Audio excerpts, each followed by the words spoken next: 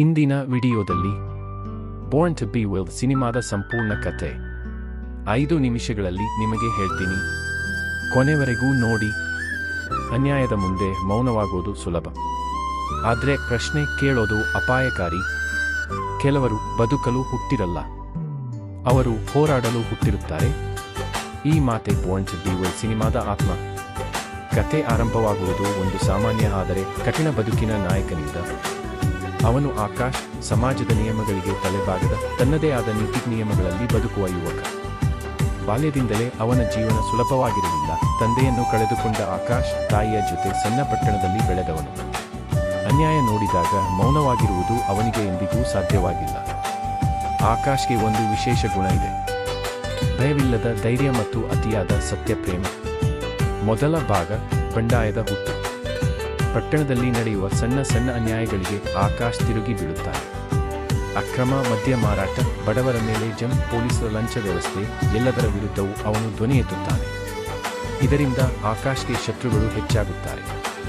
ವಿಶೇಷವಾಗಿ ಪಟ್ಟಣದ ಪ್ರಭಾವಿ ವ್ಯಕ್ತಿ ವೀರಭದ್ರ, ರಾಜಕೀಯ ಶಕ್ತಿ, ಹಣ ಮತ್ತು ಗೂಂಡಾಗಳ ಬೆಂಬಲ ಹೊಂದಿರುವ ಭಯಾನಕ ವ್ಯಕ್ತಿ.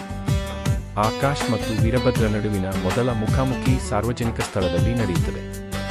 ಅಲ್ಲಿ ಆಕಾಶ್ ವೀರಭದ್ರನ ಅನ್ಯಾಯವನ್ನು ಪ್ರಶ್ನಿಸುತ್ತಾನೆ. ಈ ಘಟನೆಯೇ ಕತೆಗೆ ತಿರುವು ತರುತ್ತದೆ. ಎರಡನೇ ಭಾಗ, ಪ್ರೀತಿ ಮತ್ತು ನೋವು. ಈ ನಡುವೆ ಕತೆಗೆ ಮಾಯಾ ಎಂಬ ಯುವತಿ ಪ್ರವೇಶ ಮಾಡುತ್ತಾಳೆ. ಸಾಮಾಜಿಕ ಕಾರ್ಯಕರ್ತೆಯಾಗಿರುವ ಮಾಯಾ ಆಕಾಶ್ನ ಬಂಡಾಯ ಸ್ವಭಾವಕ್ಕೆ ಮನಸೋರುತ್ತಾಳೆ. ಇವರಿಬ್ಬರ ನಡುವೆ ಸುಂದರ ಪ್ರೀತಿ ಹುಟ್ಟುತ್ತದೆ. ಆದರೆ ಈ ಪ್ರೀತಿ ಆಕಾಶ್ಗೆ ಶಕ್ತಿಯನ್ನು ಕೊಡುತ್ತದೆ, ಜೊತೆಗೆ ಅಪಾಯವನ್ನು ತರುತ್ತದೆ. ವೀರಭದ್ರನಿಗೆ ಆಕಾಶನ್ನು ನಾಶ ಮಾಡಬೇಕು ಅನ್ನೋದು ಜೀವಾಳವಾಗುತ್ತದೆ. ಅವನು ಆಕಾಶ್ನ ತಾಯಿಯನ್ನು ಬಳಸಿ ಬೆದರಿಕೆ ಹಾಕುತ್ತಾನೆ. ಇನ್ನೊಂದು ಕಡೆ ಆಕಾಶ್ ಮೇಲೆ ಸುಳ್ಳು ಕೇಸುಗಳನ್ನು ಹಾಕಿಸಿ ಜೈಲಿಗೆ ತಳ್ಳಲಾಗುತ್ತದೆ. ಮೂರನೇ ಭಾಗ, ಪತನ ಮತ್ತು ಪುನರ್ಜನ್ಮ. ಜೈಲಿನಲ್ಲಿ ಆಕಾಶ್ ಸಂಪೂರ್ಣವಾಗಿ ಮುರಿದು ಬೀಳುತ್ತಾನೆ. ತಾಯಿ ಅನಾರೋಗ್ಯದಿಂದ ಮರಣ ಹೊಂದಿದ ಸುದ್ದಿ ಅವನಿಗೆ ತೀವ್ರ ಆಘಾತ ನೀಡುತ್ತದೆ. ಇಲ್ಲಿಯೇ ಕಥೆಯ ಭಾವನಾತ್ಮಕ ಉಚ್ಚಾಂಶ. ನಾನು ಸತ್ಯಕ್ಕಾಗಿ ಹೋರಾಡಿದೆ, ಆದರೆ ಸತ್ಯವೇ ನನ್ನಿಂದ ಎಲ್ಲವನ್ನೂ ಕಿತ್ತುಕೊಂಡಿತು ಎಂದು ಆಕಾಶ್ ಅಳುತ್ತಾನೆ. ಆದರೆ ಇದೇ ಜೈಲು ಅವನನ್ನು ಇನ್ನಷ್ಟು ಬಲಿಷ್ಠನನ್ನಾಗಿ ಮಾಡುತ್ತದೆ. ಅಲ್ಲಿ ಅವನು ವ್ಯವಸ್ಥೆಯ ಒಳಗಿರುವ ಭ್ರಷ್ಟತೆಯನ್ನು ಅರ್ಥಮಾಡಿಕೊಳ್ಳುತ್ತಾನೆ. ಜೈಲಿನಿಂದ ಹೊರಬಂದ ನಂತರ ಆಕಾಶ್ ಸಂಪೂರ್ಣವಾಗಿ ಬದಲಾಗಿರುತ್ತಾನೆ.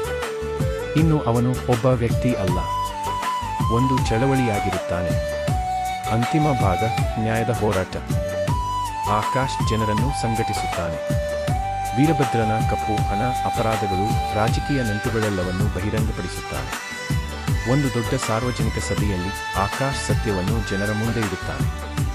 ಜನರೇ ನ್ಯಾಯಾಲಯವಾಗುತ್ತಾರೆ. ವೀರಭದ್ರನ ಗೂಂಡಾಗಳು ಹಿಂಸೆಗೆ ಇಳಿದರೂ ಈ ಬಾರಿ ಜನ ಆಕಾಶ್ ಜೊತೆ ನಿಲ್ಲುತ್ತಾರೆ. ಕೊನೆಗೆ ವೀರಭದ್ರನ ಪತನವಾಗುತ್ತದೆ. ಪೊಲೀಸರು ಅವನನ್ನು ಬಂಧಿಸುತ್ತಾರೆ. ಕೊನೆಯ ಸಂದೇಶ. ಕ್ಲೈಮ್ಯಾಕ್ಸ್ನಲ್ಲಿ ಆಕಾಶ್ ಹೇಳುವ ಮಾತು: ನಾನು ಹೀರೋ ಅಲ್ಲ. ಅನ್ಯಾಯಕ್ಕೆ ಮೌನವಾಗದ ಪ್ರತಿಯೊಬ್ಬರೂ ಹೀರೋಗಳೇ. ನಾವು ಹುಟ್ಟಿದ್ದು ಹೆದರಲು ಅಲ್ಲ, ವಿಲ್ಡ್ ಆಗಿ ಬದುಕಲು.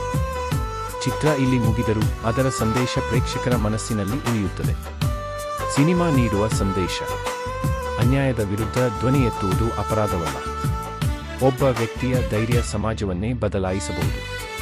ಬೋರ್ನ್ ಟು ಬಿ ವಿಲ್ಡ್ ಅಂದರೆ ಹಿಂಸೆ ಅಲ್ಲ, ಭಯವಿಲ್ಲದ ಸತ್ಯದ ಬದುಕು. ಈ ವಿಷಯದ ಕುರಿತ ನಿಮ್ಮ ಅನಿಸಿಕೆ, ಅಭಿಪ್ರಾಯ, ಸಲಹೆ ಕುರಿತಾಗಿ ಕಾಮೆಂಟಿನಲ್ಲಿ ತಿಳಿಸಿ. Thank for watching. Please follow, subscribe, like and share to support me.